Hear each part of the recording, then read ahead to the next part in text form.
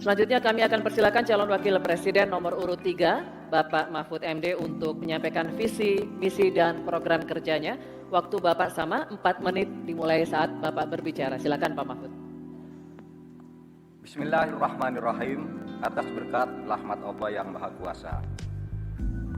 Diskusi atau debat ini sangat penting karena menyangkut tiga hal yang akan menentukan masa depan negara kesatuan Republik Indonesia dan bangsa Indonesia, yaitu Tuhan, manusia, dan alam. Di dalam kearifan lokal, misalnya di Jawa dan Bali ada istilah Trihita Karana. Di Sunda, Jawa Barat ada Tritangtu, 3. Ada Trinitas, Trisakti, dan sebagainya. Di dalam kearifan lokal, bangsa Indonesia masa lalu sudah biasa melakukan langkah-langkah untuk memberikan perlindungan atas lingkungan hidup agar lestari. Bahkan konstitusi kita juga menyatakan bahwa sumber daya alam itu harus dikelola dan digunakan untuk sebesar-besar kemakmuran rakyat. Saudara, sumber daya alam kita sangat kaya, tapi pangan belum berdaulat.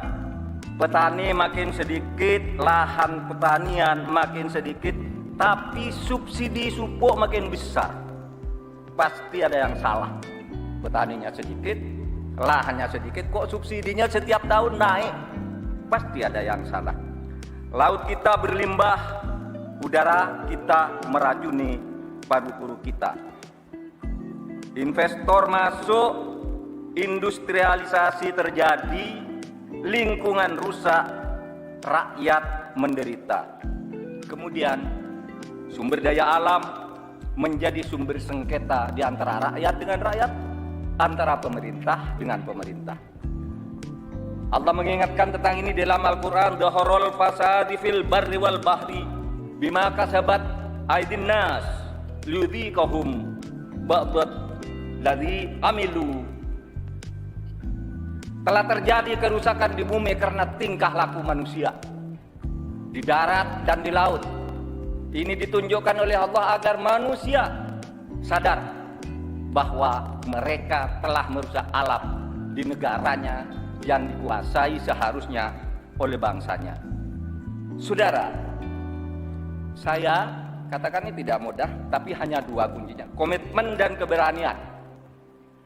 Pada 16 Juni 2011, sebagai Ketua MK, saya sudah mengatakan apa-apa yang diperlukan untuk ini. Saya membuat vonis tanggal 16 Juni bahwa sumber alam itu untuk memihak rakyat ukurannya ada 4. 1, pemanfaatan.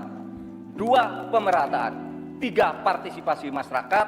Dan kemudian juga penghormatan terhadap hak-hak yang diwariskan secara luhur kita. Kami akan gunakan 4 tolak ukur itu.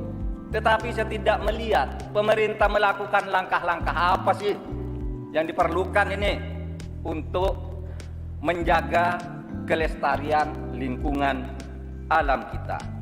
Maka kami punya program petani bangga bertani di Laut Jaya, nelayan sejahtera. Jangan misalnya seperti food estate yang gagal dan merusak lingkungan. Yang benar aja, rugi dong kita. Terima kasih. Assalamualaikum warahmatullahi wabarakatuh. Baik, terima kasih Pak Mahfud.